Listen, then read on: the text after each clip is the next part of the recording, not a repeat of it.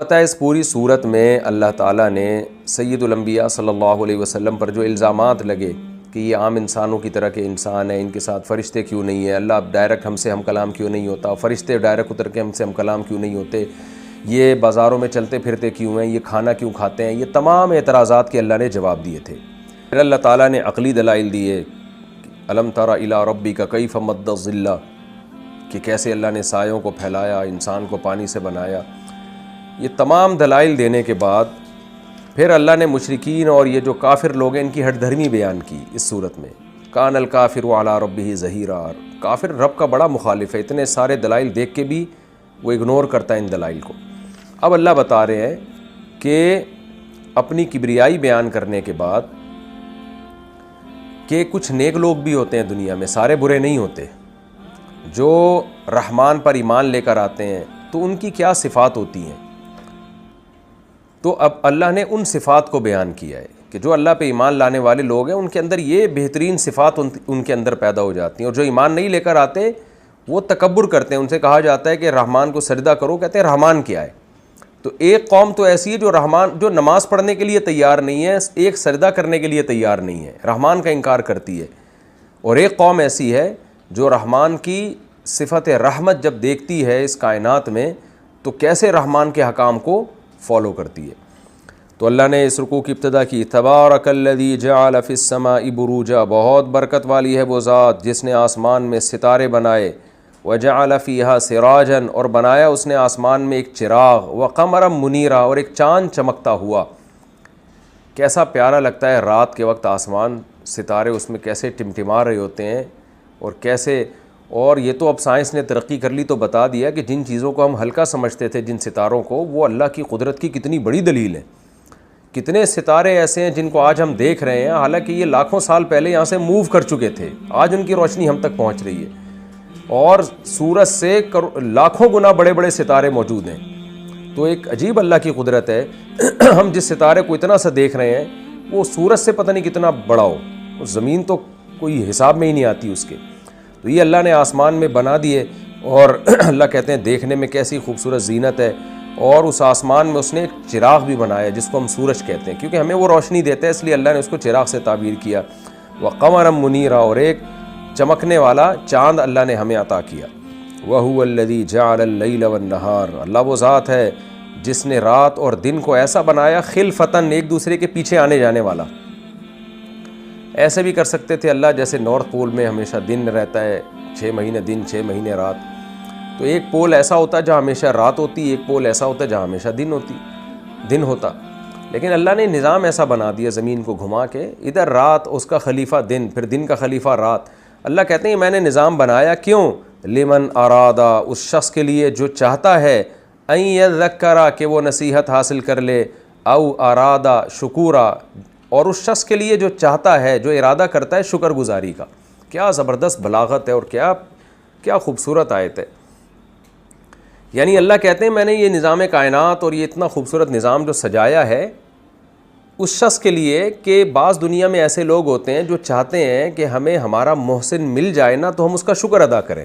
کچھ تو احسان فراموش ہوتے ہیں، ان کو کھانے پینے سے مطلب ہوتا ہے، ان کو اس سے کوئی مطلب ہی نہیں ہوتا کہ دینے والا کون ہے، تو وہ تو سائنسی ترقی میں الجھے رہیں گے، مادے پہ محنت کرتے رہیں گے، ان کو اس سے کوئی غرض نہیں ہے کہ ہم اپنے خالق کو تلاش کریں اور شکر کریں۔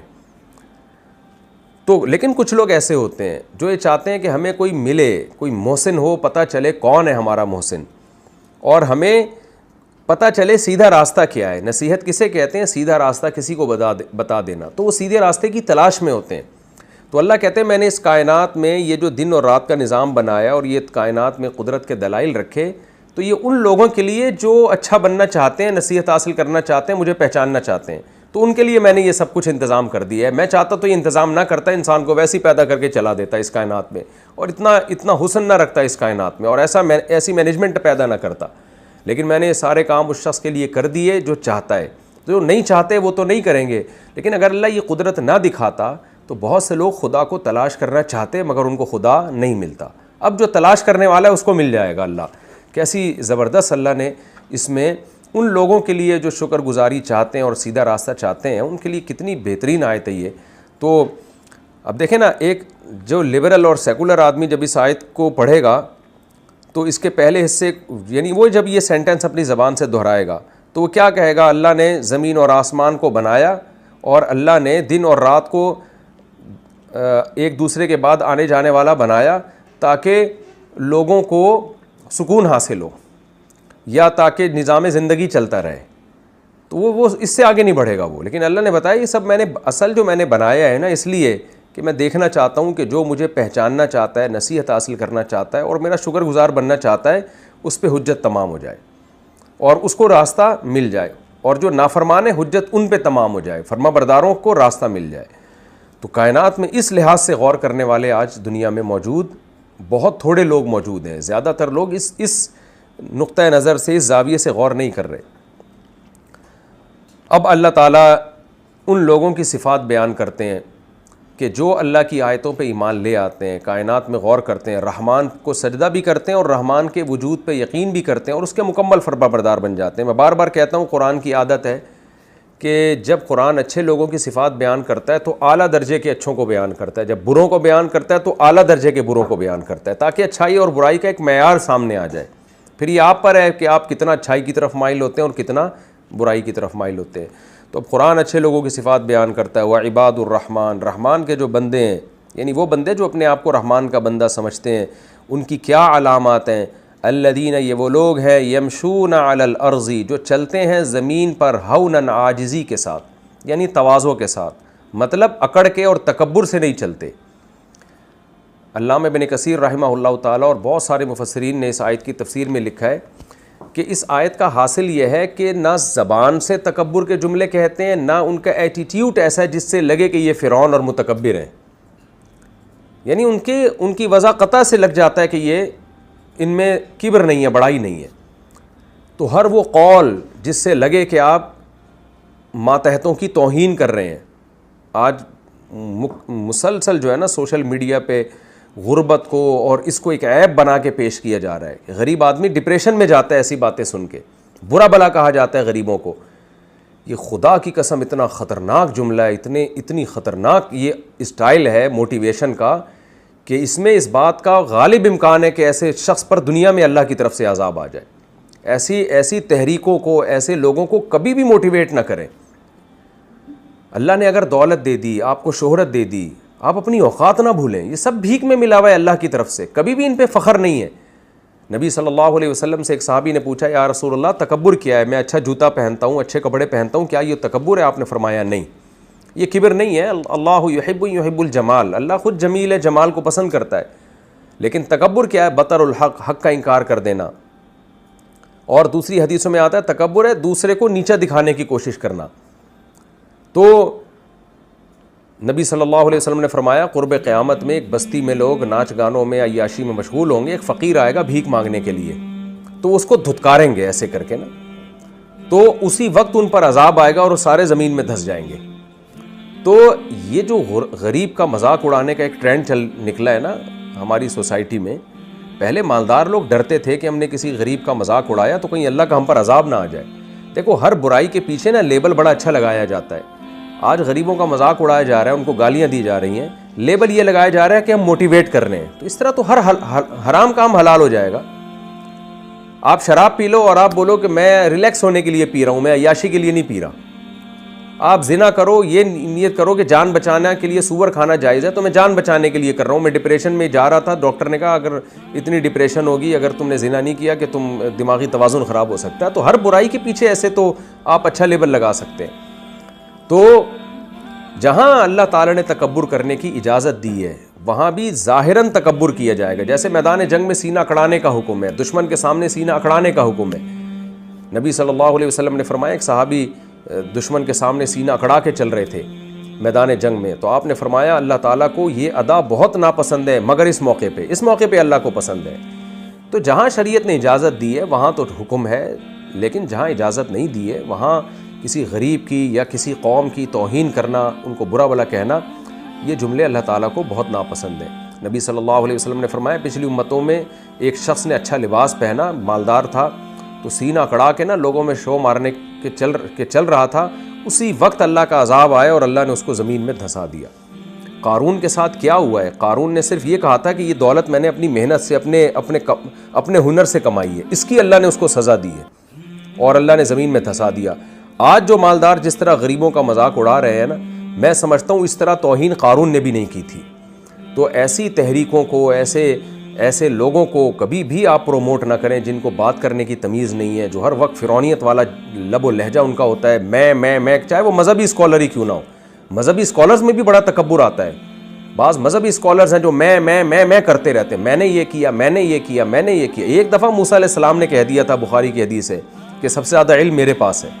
حالانکہ صحیح بات کی تھی موسیٰ علیہ السلام نے، یقیناً اس وقت سب سے زیادہ علم حضرت موسیٰ کلیم اللہ کے پاس تھا، لیکن اللہ کو یہ انداز پسند نہیں آیا، اور کیسے اللہ نے تنبیہ کی موسیٰ علیہ السلام کو خضر علیہ السلام کے پاس بھیجا۔ پھر تو یہ میں کے جو آج کل کے اسکالرز آ رہے ہیں نا، جو تکبر سے جن کے دماغ خراب ہو گئے ہیں، اور اسی طرح کچھ ایسے لوگ آ رہے ہیں جو اپنے آپ کو موٹیویشنل اسپیکر کہتے ہیں اور غربت کو ایسا عیب بنا کے اور ایسی توہین کر رہے ہوتے ہیں غریبوں کی، یہ سب چیزیں اس آیت میں داخل ہیں۔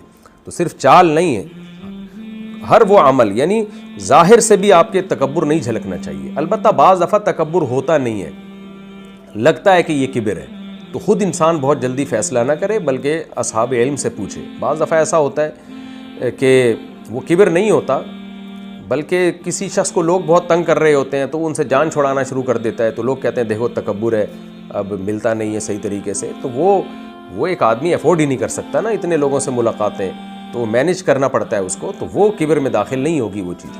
تو اس آیت کا خلاصہ یہ نکلا کہ کبر اللہ کو ناپسند ہے۔ وَلَا تَمْشِ فِي الْأَرْضِ مَرَحًا، زمین پہ اکڑ کے مت چلو، اسٹائل ایسا نہ بناؤ کہ سمجھے کہ میں کوئی بہت بڑا فنٹر ہوں۔ آج میں نے بہت سے لوگوں کو دیکھا ہے، کچھ پیسہ آتا ہے گلے میں سونے کا لاکٹ ڈال کے۔ میں اسلام آباد گیا، ایک نوجوان کو میں نے دیکھا، بہت پیسہ اس کے پاس، 8-10 لوگوں کا، اس کے دوست یاروں کا ایک گروپ ہے اس کے ساتھ، اور ادھر ایک سونے کا لاکٹ، ایک سونے کی انگوٹھی، اور شو مارنا، اور ایسے سینہ کھڑا کے چل رہا ہے۔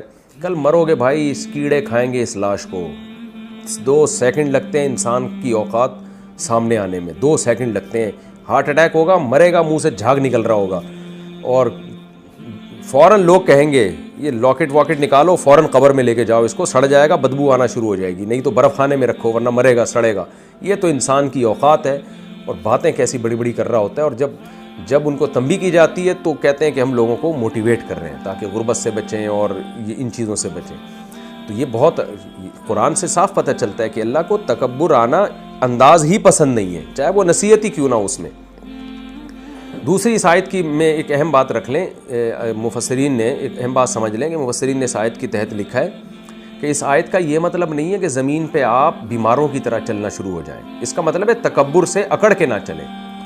تو عاجزی کا یہ مطلب نہیں ہے کہ کندھے جھکا کے آپ ایسے چلیں کہ لوگ سمجھیں کہ بیمار ہیں۔ حضرت عمر رضی اللہ تعالی عنہ نے ایک نوجوان کو دیکھا جو بہت ہی کندھے جھکا کے نا یوں ایسے یوں کر کے چلا جا رہا ہے۔ حضرت عمر اس کے پاس گئے، بولا کہ کیا تم بیمار ہو؟ اس نے کہا نہیں۔ تو حضرت عمر نے کوڑا مارا اس کو۔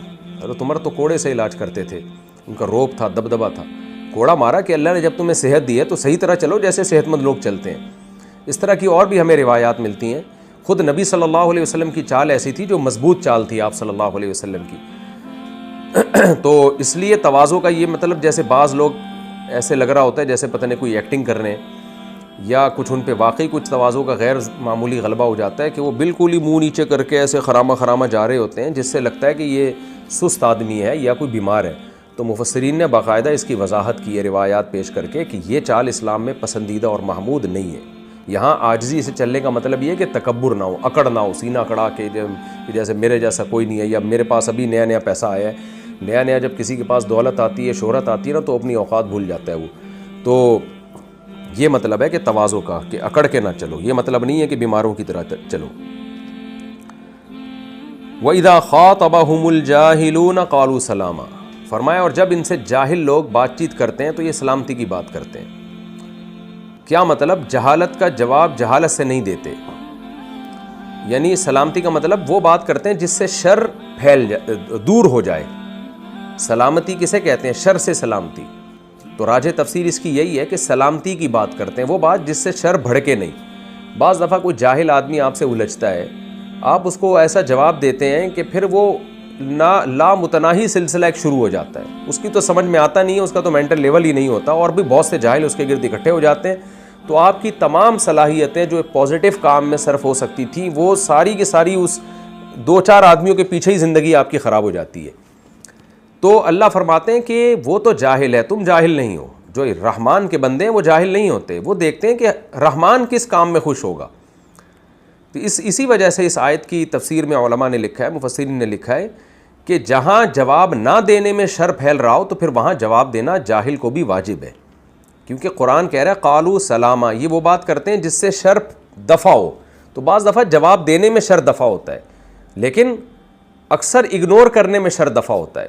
تو چونکہ یہ آیت بھی مکی ہے، وہاں صحابہ کرام کو جو مشرکین کے طعنے پیش آتے تھے اور مشرکین کی طرف سے الٹے سیدھے اعتراضات ہوتے تھے، تو اگر وہ جواب دینے میں لگ جاتے تو ساری زندگی اسی میں لگ جاتی۔ تو اس کو بھی سامنے رکھا جائے تو یہی مطلب معلوم ہوتا ہے کہ صحابہ کرام کو حکم دیا جا رہا ہے برداشت کرنے کا، کہ بھئی ان کے جواب کے در پہ مت ہو، اپنے کام میں لگے رہو، ایک دفعہ حجت تمام کر دو، دلائل ان کے سامنے رکھ دو، بحث مباحثہ نہ کرو۔ تو یہ آیت اس بات کی دلیل ہے کہ جو دیندار لوگ یا اہل حق لوگ جاہلوں ہی کی اصلاح میں ساری زندگی کھپا دیتے ہیں وہ غلط کرتے ہیں اس آیت کی روشنی میں۔ اور جہالت کا جواب جہالت سے نہیں دینا چاہیے، جہالت کا جواب میں خاموش رہ جائے زیادہ بہتر ہے۔ اور علماء سے ہم نے سنا ہے کہ جو جاہل لوگ پروپیگنڈا کرتے ہیں ایک دفعہ مثبت انداز میں جواب دے دیا جائے، اس کے بعد ان کو چھوڑ دیا جائے، ان کی تحریکیں، ان کے فتنے خود ہی دب جاتے ہیں۔ کبھی نہیں آپ نے دیکھا ہوگا کوئی باطل شخص وہ زیادہ عرصہ چلا ہو، یا تو اس کی زندگی میں ہی وہ لوگ اس سے بدگمان ہو جاتے ہیں، یا اس کے مرنے کے بعد اس کا سارا سیٹ اپ ختم ہو جاتا ہے، یا ختم نہیں ہوتا تو وہ چینج ہو جاتا ہے۔ اکثر بدعتی فرقے آپ نے دیکھے ہوں گے، جو ان کی بنیاد تھی نا یہ اس پہ قائم نہیں رہتے، یہ چینج ہو جاتے ہیں، پھر اگلی صدی میں اور زیادہ چینج ہو جاتے ہیں، تو کبھی یہ ایک جگہ پہ ٹکتے نہیں ہیں۔ لیکن حق کیا ہے، وہ 1400 سال پہلے تھا اور 1400 سال سے کنٹینیو اسی طرح چلا آ رہا ہے۔ تو وَإِذَا خَاطَبَهُمُ الْجَاهِلُونَ قَالُوا سَلَامًا، فرمایا یہ سلامتی کی بات کرتے ہیں۔ اور دوسرا مطلب اس آیت کا یہ بھی ہے کہ سلام کر کے اپنا راستہ نکال لیتے ہیں، بحث مباحثہ نہیں کرتے، یعنی لڑائی کی بات نہیں کرتے، بلکہ بھائی السلام علیکم، اللہ کی آپ پر سلامتی ہو، اور نکل جاتے ہیں۔ لڑائی جھگڑے کی بات نہیں کرتے، کیونکہ اس سے فساد کم ہونے کے بجائے اور زیادہ بڑھ جاتا ہے۔ وَالَّذِينَ يَبِيتُونَ لِرَبِّهِمْ سُجَّدًا وَقِيَامًا، انسانوں کے ساتھ تو ان کا یہ معاملہ ہے کہ تواضع کے ساتھ چلتے ہیں، انسانوں کے سامنے شو بازی نہیں کرتے، نہ زبان سے نہ اپنے کسی اور ایٹیٹیوڈ سے، یہ تو، اور پھر انسانوں کے جاہلوں کے ساتھ الجھتے بھی نہیں ہیں، یہ انسانوں کے ساتھ معاملہ ہے۔ اللہ کے ساتھ معاملہ کیا ہے؟ والذین یبیتون لربہم، یہ وہ لوگ ہیں جو راتیں گزارتے ہیں اپنے رب کے لیے، سجدن سجدہ کرتے ہوئے، وقیاما، اور قیام کرتے ہوئے، یعنی نماز پڑھتے ہوئے۔ چونکہ نماز میں سجدہ اور قیام ایک بہت اہم ارکان ہے، اس لیے اللہ نے ان کو ہائی لائٹ کیا، مراد ہے نماز پڑھنا، ورنہ قیام بذات خود کوئی عبادت نہیں ہے۔ تو کثرت سے نمازیں پڑھتے ہیں، راتوں کو تہجد پڑھتے ہیں۔ میں نے بتایا نا کہ اللہ تعالیٰ جب اچھے لوگوں کی صفات بیان کرتا ہے تو اعلیٰ درجے کے اچھے، تو اعلیٰ درجے کے جو اچھے لوگ ہیں وہ تو تہجد کے پابند ہوتے ہیں، راتوں کو سجدے کرتے ہیں اللہ کے سامنے۔ کیوں سجدے کرتے ہیں؟ والذین یقولون، یہ وہ لوگ ہیں جو یہ کہتے ہیں، یعنی یہ دعا مانگتے ہیں، ربنا، اے ہمارے رب، اصرف عنا عذاب جہنم، ہم سے جہنم کے عذاب کو دور کر دے۔ یعنی یہ اللہ کے خوف سے راتوں کو اللہ کو پکارتے ہیں۔ آپ نے دیکھا ہوگا کسی کا کوئی کام اٹکا ہو، کوئی وظیفہ کسی نے بتا دیا ہو، وہ بھی رات کو جاگ رہا ہوتا ہے، لیکن یہ کیا وظیفہ ہے ان کا وظیفہ یہ ہے، یہ وظیفہ جو رات کو پڑھ رہے ہیں تہجد کا اور دعائیں مانگ رہے ہیں، اس لیے کہ ان کو پتہ ہے کہ ایک دن حساب و کتاب کا آنے والا ہے، پتہ نہیں ہمارا بنے گا کیا اس دن۔ تو دن میں بھی اچھے اعمال اور رات کو پھر اللہ سے مانگتے ہیں کہ اللہ اس عذاب کو ہم سے دور کر دے جو کافروں کے لیے تو نے تیار کر کے رکھا ہے اور نافرمانوں کے لیے۔ کیوں؟ ان عذابھا کان غراما، اس کا عذاب بہت سخت ہے، چمٹ جانے والا عذاب ہے، جان نہیں چھوٹے گی اس سے، تو اے اللہ اس عذاب کو ہم سے دور رکھ۔ انہا ساءت مستقرا و مقاما، اے اللہ وہ کتنا برا ٹھکانہ ہے اور کتنا برا مقام ہے۔ یعنی اللہ کو بتا رہے ہوتے ہیں کہ اللہ تو نے جہنم بہت ہی برا ٹھکانہ بنایا نافرمانوں کے لیے، تو ہم کیسے اس برے ٹھکانے کو برداشت کر سکتے ہیں؟ تو راتوں کو اٹھ کے اللہ کے سامنے دعائیں مانگتے ہیں۔ آج وہ لوگ بھی بہت کم رہ گئے دنیا میں جو جہنم کی آگ سے پناہ اور جنت کی طلب میں اللہ کے سامنے اٹھتے ہوں۔ سورہ سجدہ کے دوسرے رکوع میں ہے نا، تتجافى جنوبهم عن المضاجع، ہمارے نیک بندوں کے پہلو رات کو بستروں سے جدا ہو جاتے ہیں، یدعون ربهم خوفا وطمعا، اپنے رب کو جہنم کے خوف سے اور جنت کی لالچ میں پکارتے ہیں۔ تو ہر طرح کے مسائل کے لیے اللہ کو پکارنے والے لوگ موجود ہیں، مگر جنت کی طلب والے اور جہنم کا خوف رکھنے والے لوگ دنیا سے کم ہوتے چلے جا رہے ہیں، کیونکہ ہمارے دماغ میں دنیا ہی سوار ہو گئی ہے، دنیا ہی سب، پیسہ چاہیے، دولت چاہیے، شہرت چاہیے، یہ سب چاہیے۔ نبی صلی اللہ علیہ وسلم نے فرمایا جس نے آخرت کو اپنا غم بنا لیا تو اللہ اس کے سارے دنیا کے غموں کو ختم کر دیتا ہے، اس کی ایک ہی فکر بنا دیتا ہے، اور جس نے آخرت کو فکر نہیں بنایا اللہ لاکھوں ہزاروں فکریں اس کے اوپر مسلط کر دیتے ہیں۔ یہی ہے آج کہ دنیا کی فکریں مسلط ہو کے سکون پھر بھی نہیں ہے۔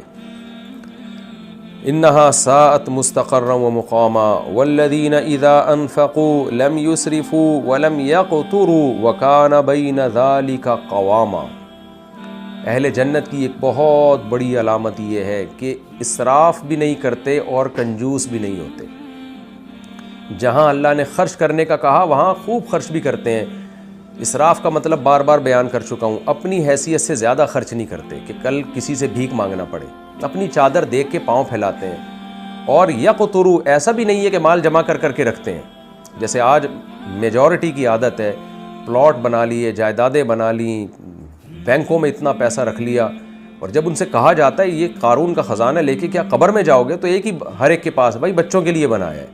پھر بچہ اپنے لیے کچھ نہیں کرتا، پھر وہ اپنے بچوں کے لیے سوچنا شروع کر دیتا ہے، تو پتہ نہیں اپنے لیے کون بناتا ہے دنیا میں۔ تو آپ کے باپ نے آپ کے لیے بنایا تھا لیکن وہ آپ کے کام نہیں آ رہا، بلکہ آپ ٹینشن لے کے اپنے بچوں کی ٹینشن لے کے دنیا سے جا رہے ہو۔ تو جب بچہ دنیا میں آتا ہے تو خوب سمجھ لیں 2 عدد ہاتھ اور 2 عدد پاؤں بھی لے کے آتا ہے، صرف پیٹ نہیں لے کے آتا، اس کے اندر بھی اللہ نے کمانے کی صلاحیت رکھی ہے۔ تو اتنا مال بچوں کے لیے جمع کریں جو اعتدال سے ہو، ورنہ بچوں ہی کے نام پہ قارون کے، اور بچے ہوتے کہاں ہیں، 1-2 بچوں کے لیے کیا کرنا ہے جمع کر کے، وہ تو ویسے ہی 2 ہاتھ 2 پاؤں لے کے آیا کر لے گا وہ اپنا سب کچھ۔ بیٹیوں کی شادی ہو جاتی ہے، وہ سسرال میں چلی جاتی ہیں، لیکن ہوس دیکھیں آپ، بنائے جا رہے ہیں، جمع کرتے چلے جا رہے ہیں۔ اور صدقے خیرات کیا ہوتے ہیں، کئی مولوی صاحب سے تقریر سن لی تو وہ 5 روپے وہ وائپر جو ہوتا ہے نا، اس کو گاڑی کا شیشہ صاف کرنے والا، اس کو پکڑا دیے تو 8-10 روپے وہاں جمع کرا دیے۔ تو کچھ اللہ کی راہ میں دنیا میں جیسے بڑی بڑی رقمیں انویسٹ کرتے ہیں تاکہ اس کا ہمیں کچھ پروفٹ آئے، تو ایسے ہی ایسی رقمیں آخرت کے لیے انویسٹ کرنا سیکھیں۔ جو آخرت پر ایمان کرنے والے ہوتے ہیں وہ کنجوس نہیں ہوتے۔ ہاں، اپنی حیثیت سے زیادہ خرچ نہ کریں کہ کل آپ کو یا آپ کے بچوں کو بھیک مانگنا پڑے، اتنا نہ کریں۔ آگے اللہ تعالیٰ فرماتے ہیں والذین لا يدعون مع اللہ الہا آخر، یہ وہ لوگ ہیں جو اللہ کے ساتھ کسی اور کو نہیں پکارتے، کیونکہ ایسی کچھ صفات تو مشرکین میں بھی تھیں۔ مشرکین میں بڑے بڑے سخی گزرے تھے، تو وہ خوش ہو سکتے تھے مشرک لوگ کہ بھائی ہم بھی یہ خرچ کرتے ہیں خوب اللہ کی راہ میں۔ جو نبی صلی اللہ علیہ وسلم کے چچا ابو طالب تھے وہ تو بہت سخی تھے، تو مشرک بھی خوش ہو سکتے ہیں، لیکن اللہ نے فرمایا نا نا نا نا، یہ وہ لوگ ہیں لا يدعون مع اللہ الہا آخر، یہ اللہ کے ساتھ کسی اور کو نہیں پکارتے۔ یہ توحید پرست لوگ ہوتے ہیں، کیونکہ ان کو پتہ ہے توحید کے بغیر کوئی نیکی قبول نہیں ہے۔ ولا يقتلون النفس التي حرم اللہ، اور یہ کسی ایسی جان کو قتل نہیں کرتے، چاہے وہ مومن ہو یا کافر ہو۔ نفس کا لفظ اللہ لے کر آئے، کسی بھی جان کو قتل نہیں کرتے جس کو اللہ نے حرام کر دیا، یعنی جس کے قتل کو حرام کر دیا۔ الا بالحق، ہاں حق کے ساتھ، کیا مطلب؟ ہاں کچھ ایسی جانیں ہیں جن کے قتل کو اللہ نے حرام نہیں کیا، تو ان کا قتل کرنا ناحق نہیں ہے۔ یہ کون لوگ ہیں؟ یہ یا تو وہ زانی جس نے بدکاری کی ہو، شادی شدہ مرد یا عورت، اور مسلمان ہو، غیر مسلم پہ رجم کی سزا جاری نہیں ہوتی، تو وہ ہے جس پہ جو ہے جس کے قتل کا اللہ نے حکم دیا، لیکن اس کو حکومت قتل کرے گی، حدود نافذ کرنے کا حق حکومت کے پاس ہے۔ یا وہ جو مرتد ہو جائے، اسلام چھوڑ دے، لیکن اس کو بھی گورنمنٹ قتل کرے گی۔ ایک عام آدمی نے قتل کر دیا تو سیاستاً اس آدمی کو منع کیا جائے گا، گو کہ اس آدمی سے قصاص نہیں لیا جائے گا، لیکن یہ کہ اس کو سیاستاً منع کیا جائے گا، کیونکہ اس سے سوسائٹی میں فساد پھیلتا ہے۔ تیسری چیز ہے کہ قصاصاً قتل کا مطلب یہ کہ آپ کے والد کو یا آپ کے کسی بھی قریبی خونی رشتے کو کسی نے قتل کر دیا، تو پھر شریعت نے آپ کو اجازت دی ہے کہ آپ قاتل کو قتل کر سکتے ہیں۔ حکومت قتل نہیں کرتی تو انسان خود بھی قتل کر سکتا ہے، یعنی اس کے لیے جائز ہے، وہ گناہ گار نہیں ہوگا، لیکن منع اس لیے کیا جاتا ہے کہ اس سے سوسائٹی میں فساد پھیلتا ہے، اس سے ایسا نہ ہو بے گناہ لوگ قتل ہونا شروع ہو جائے۔ لیکن اللہ نے بہرحال اس کی پرمیشن دی ہے، اگر کوئی قتل کر لے تو وہ قاتل نہیں کہلائے گا، یہ وہ گناہ گار نہیں کہلائے گا، لیکن حکومت اس لیے روکے گی لوگوں کو کہ بھئی کیس ہمارے پاس لے کر آؤ تاکہ ہم تحقیق کریں کہ واقعی یہ مجرم ہے بھی یا نہیں ہے۔ لیکن خوب سمجھ لیں بذات خود اللہ نے قصاص لینے کا حق مقتول کے اولیاء کو دیا ہے. مقتول کے اولیاء خود بھی قاتل کو قتل کر سکتے ہیں اگر حکومت اپنی ذمہ داری پوری نہیں کر رہی، لیکن منع اس لیے کیا جاتا ہے جو میں نے بتا دیا کہ ایسا نہ ہو کہ یہ لوگ اس میں جری ہو جائیں اور بے گناہ لوگوں کو قتل کرنا شروع کر دیں. تو ایک سیاسی سطح پہ منع کیا جاتا ہے، اصولی طور پر یہ جائز ہے، کیونکہ قرآن میں اللہ نے فرمایا فقط جعلنا لولیہ سلطانا فلا یسرف فی القتل. جو مقتول مرے گا تو ہم نے اس کے ولی کو قدرت دی ہے، طاقت دی ہے کہ وہ قصاص لے سکتا ہے.